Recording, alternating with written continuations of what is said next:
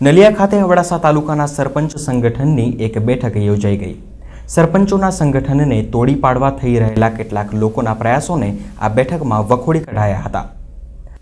નલિયાના જનભવન ખાતે આયોજિત આ બેઠકમાં સૌ સરપંચોએ સંગઠનમાં વિશ્વાસ હોવા અંગે લેખિતમાં ખાતરી આપતા પત્રો પાઠવ્યા હતા। તો તાલુકામાં દુષ્કાળની પરિસ્થિતિને અનુલક્ષીને ગાયોના ઘાસચારા અને પીવાના પાણીની સમસ્યા સામે ઝઝૂમવા પણ સૌએ પ્રતિબદ્ધતા વ્યક્ત કરી હતી। બેઠકમાં પૂર્વ સરપંચ અને અગ્રણી પ્રતાપસિંહ જાડેજાના નિધન બદલ શોક વ્યક્ત કરાયો હતો। કચ્છની 22 સરકારી પ્રાથમિક શાળાઓમાં વિદ્યાર્થીનીઓ માટે સ્વતંત્ર શૌચાલયની સુવિધા જ નથી।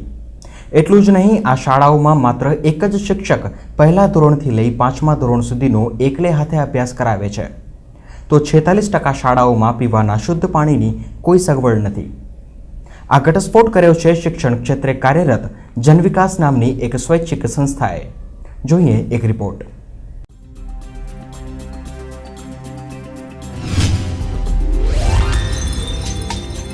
અમદાવાદની જનવિકાસ નામની સ્વૈચ્છિક સંસ્થાએ કચ્છ સહિત રાજ્યના 8 જિલ્લાઓની કુલ 506 સરકારી પ્રાથમિક શાળાઓમાં શિક્ષણની સુવિધાઓ અંગે અભ્યાસ કર્યો છે, જેમાં ઘણા ચોંકાવનારા તારણ આવ્યા છે।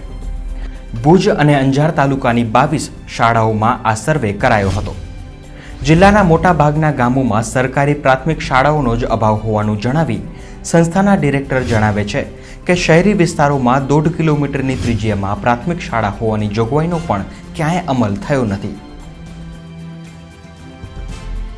પ્રાથમિક શિક્ષણની હાલત ગુજરાતમાં જોવા જઈએ તો એટલી સારી નથી, કારણ કે અમને જે મુખ્ય સમસ્યાઓ દેખાયેલી છે એ ખાસ કરીને બાળકો અને શિક્ષકોનો જે પ્રમાણ છે, બાળકોના પ્રમાણમાં, વિદ્યાર્થીઓના પ્રમાણમાં એમાં શિક્ષકોનું પ્રમાણ ઓછું જોવા મળેલું છે। બીજી એક સૌથી મોટી સમસ્યા છે વર્ગખંડોની।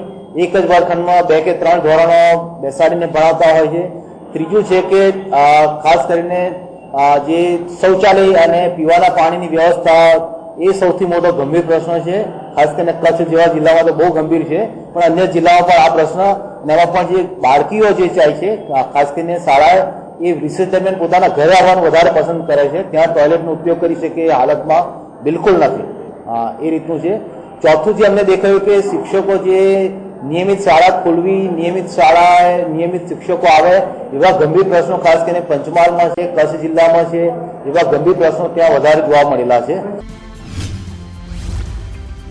આ સ્વૈચ્છિક સંસ્થાએ કચ્છ ઉપરાંત પંચમહાલ, વડોદરા, અમદાવાદ, આણંદ, ખેડા, મહેસાણા અને સાબરકાંઠામાં પણ સર્વે કર્યો હતો, જેમાં કચ્છની 12 શાળાઓમાં વર્ગખંડ દીઠ વિદ્યાર્થીનીઓની સંખ્યાનું પ્રમાણ વધુ પડતું હોવાનું બહાર આવ્યું છે। તો આ 12 શાળા પૈકી 92% શાળામાં 70 થી 80 વિદ્યાર્થી દીઠ એક શિક્ષક હોવાનું બહાર આવ્યું છે। રાઇટ ટુ એજ્યુકેશનના એક્ટ મુજબ પ્રત્યેક વર્ગખંડમાં 30 બાળક દીઠ એક શિક્ષક હોવો ફરજિયાત છે। 46% શાળામાં પીવાના પાણીની અલાયદી સુવિધા જ નથી ને 30% શાળામાં તો પીવાના પાણીના જ ફાંફા છે। 22 શાળામાં વિદ્યાર્થીઓ માટે સ્વતંત્ર શૌચાલય જ નથી। કે કચ્છ જિલ્લામાં તમે જોવા જાવ તો એક અંદાજ મુજબ જે અમે સર્વે કરેલો તો આજથી 4 વર્ષ પહેલા, ત્યારે ત્યાં લગભગ 50% જેટલા ગામડાઓમાં શાળાઓ નથી, તો આજે પણ એમાં કોઈ ખાસ સુધારો થયેલો નથી। બીજા જે કેટલાક વિસ્તારોની વાત કરું તો એ શહેરી વિસ્તારો આવી જાય છે, અને શહેરી વિસ્તારોમાં આજે એવા ઘણા વિસ્તારો છે જ્યાં ઝૂંપડપટ્ટીવાળા વિસ્તારો છે, ત્યાં આ 1.5 કિલોમીટરની ત્રિજ્યામાં એવી કોઈ સરકારી પ્રાથમિક શાળા ના હોય એવા અસંખ્ય વિસ્તારો છે જ્યાં અમે કામ કરીએ છીએ।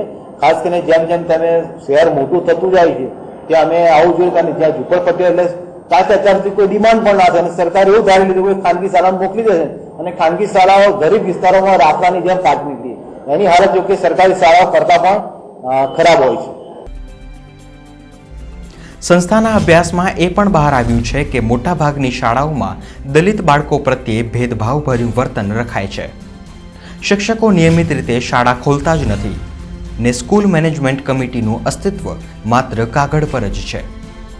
શિક્ષકોને કચ્છી ભાષા શીખવવા માટે તાલીમ વર્ગો તો ચાલે છે, પણ મોટાભાગના શિક્ષકોને કચ્છી શીખવામાં કોઈ રસ જ નથી। આ તો માત્ર કેટલીક શાળાઓમાં થયેલો અભ્યાસ છે, પરંતુ અનુભવીઓ કહે છે કે આ પરિસ્થિતિ આખા જિલ્લામાં છે। My school E school project દ્વારા રાષ્ટ્રીય એવોર્ડ મેળવનારા કચ્છના શિક્ષણ તંત્ર માટે આ સર્વે આંખ ઉઘાડનારો છે. કચ્છ ઉદય ટીવી ન્યૂઝ, અમદાવાદ.